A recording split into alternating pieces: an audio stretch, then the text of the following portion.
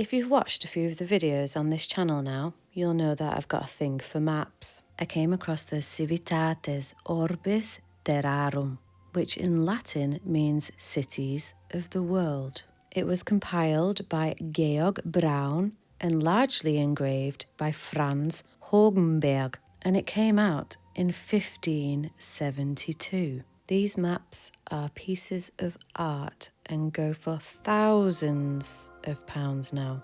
They're considered treasures of modern urban cartography, and I'm going to show you why.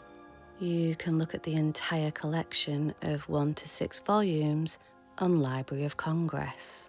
The first thing I noticed is it's written in Latin. So it turns out in 1572, the lingua franca was Latin. So a lingua franca is known as a bridge language, common language, or trade language. This is the time of Shakespeare, which is fitting because the first systematic atlas was called Theatre of the Lands of the World. Let's dive into the second one. This is the first illustration in the book, and it's hand-painted, like all of the maps are. So what does all this say in Latin? On the middle column it says Civitates Orbis Terrarum. Civitates is cities or citizenship, i.e. uniting citizens by law. Orbis is where we get the word orbit. It's genitive, so it's of the orbit. Terrarum is of the lands. Many of the words are abbreviated on this picture, so I'll be reading what is likely the full version in Latin. At the top we have ornamentum orbis terrarum. Ornament we have in English. It's the ornamentation of the lands, or the adornment of the lands. On the left column, with the female warrior, under her feet it says Arcium inventrix. Arcium is of the citadel or castle. She's the inventor of citadels. And below that we have architect Rudim. Rudim is where we get the word rudiment, meaning you're doing something for the first time. You're perhaps unskilled, undeveloped, possibly even ignorant, but at least they're all still hard at work. On the right, the nude figure is standing on top of Opidorum Auctor, and Oppidum is a fortified city. Auctor is author or creator, i.e. author, creator or founder of cities.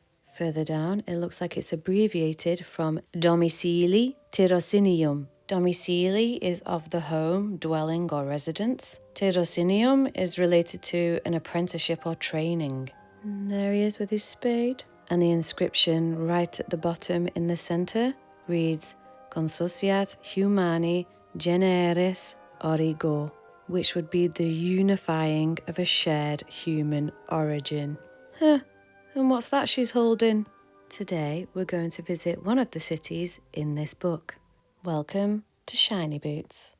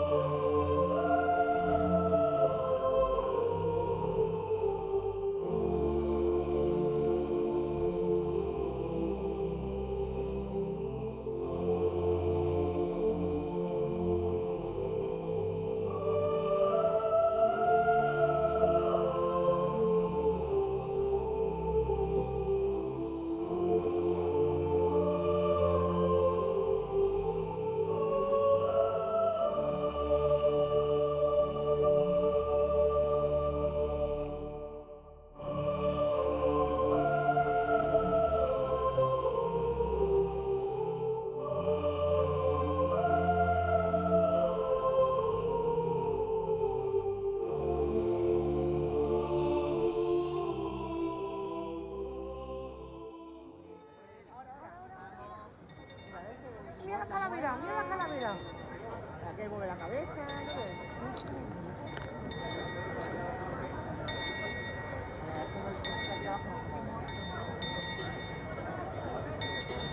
Es la calavera la que hace el sonido. Los cuatro de arriba se mueven. Y ahí pasa. Me encanta la calavera.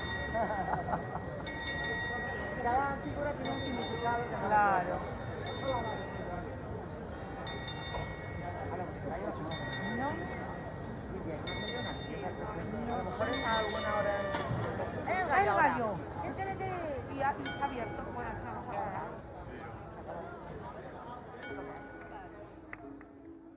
At the time of construction, we are in the kingdom of Bohemia.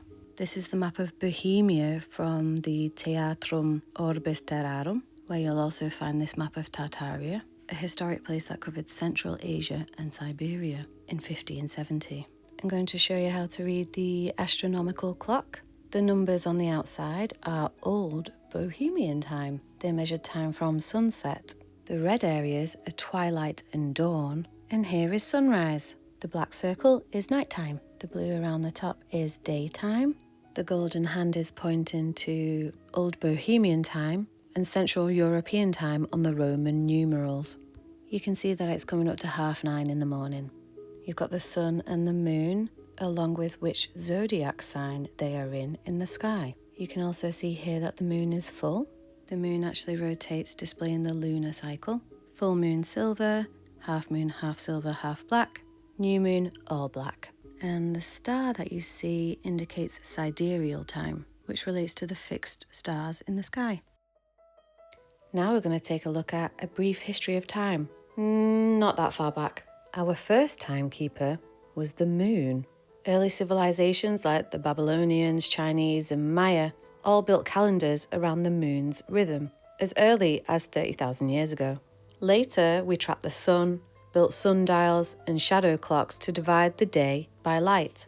In around 100 BCE, the Greeks created something absolutely amazing called the Antikythera Mechanism. It was discovered in a shipwreck and is the oldest example of an analog computer. It used a complex system of bronze gears to track the sun and moon, predict eclipses and map out the calendar. And it even had a dial for when the next Olympic Games was happening. In the Middle Ages, bells were rung by hand, signifying when it was time for prayer. By the 13th century, the first mechanical clocks appeared. These early clocks often had no hands or faces, just sound to mark the passing of time. We then began building astronomical clocks. Just like the Greeks had done, these masterpieces display the movements of the sun, moon, stars, planets and zodiac signs, all from an Earth-centered view. Installed in 1410, the Prague Astronomical Clock has the oldest mechanism still working and blends science, art and spirituality into a public wonder.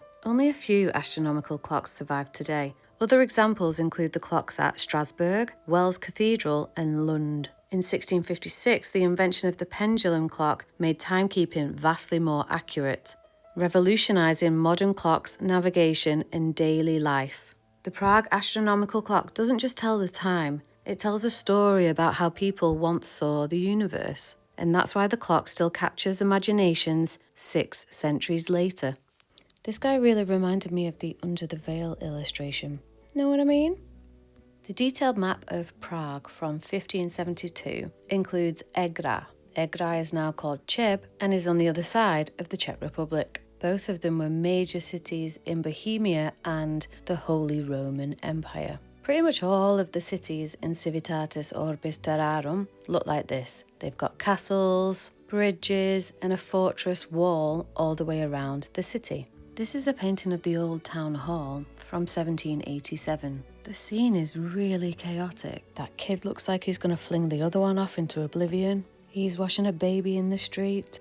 And that guy's casually carrying around a scythe. Just a standard medieval setting. You may have also noticed that there's a balcony. And this is the side of the building that was destroyed in World War II. The people look a bit more civilised and sophisticated in this one. But it might be because everyone's got their own sword. That original column was actually torn down in 1918. And here's the balcony from the clock side. Those two spires have gone as well, haven't they? When I'm researching for these videos, I usually end up finding out more information as I go along. I mentioned that the building already existed before it became the Old Town Hall. and it was in fact called the House of Wulfin of Carmen, also known as Wulfin House. All of these buildings were a collection of houses, and they do all have a housey vibe. So I'm looking into this Wulfin of Carmen, or Wulflin of Carmen. He was a burgher. Burghers were free citizens, distinct from peasants and nobility. They had civic rights, like owning property, running businesses, and participating in city governance. Bürger means citizen in German, not of the medieval kind. So this guy was basically someone who was wealthy, privileged, in the middle class, some sort of merchant or artisan, and could do what he wanted because he owned land. And the underground tunnels were his ground floor. The streets are said to have been raised in the 13th century because of all of the flooding that was happening. I did go into all of the underground systems, but all of my videos have disappeared. Gives me an excuse to go back. Let's go to the top.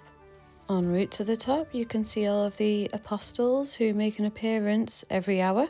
Yep, that's a snake. From this angle, you can see just how grand and individual all of these houses are. And obviously they all go underground. Now I'm watching the people, watching the astronomical clock. When I was up here, I was thinking about how strong this tower is, considering it was built in the 1300s. Let's do a little bit of sightseeing while we're up here. In the far background, that humongous building is Prague Castle. It was founded in 880, which is based on written records and archaeological research.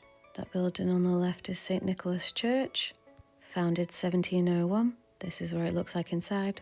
And that road is called Parížka, Paris Street. It's where all of the boutique fancy designer shops are. And they've got a glorious collection of doorways. And now we're looking down at the square, and that pink building is called the Kinsky Palace. Apparently Franz Kafka's dad had his shop there. It's now an art museum. In 1954, Aldous Huxley brought out his book, The Doors of Perception. The doors sang about breaking through to the other side. What's the etymology of perception? Per means through, capio, capture. How are your perceptions captured? Percipio, through capture, I seize, I take, I occupy. Perception now relates to the senses and your ability to see what has been captured. Break on through to the other side. Arms that chain us, eyes that lied. Now is the time to trust your vision, your inner knowing. What do you see? Thank you everyone who's watching. Like, comment and subscribe if you've enjoyed the video. I would love to know your thoughts, and I'll perceive you in the next one.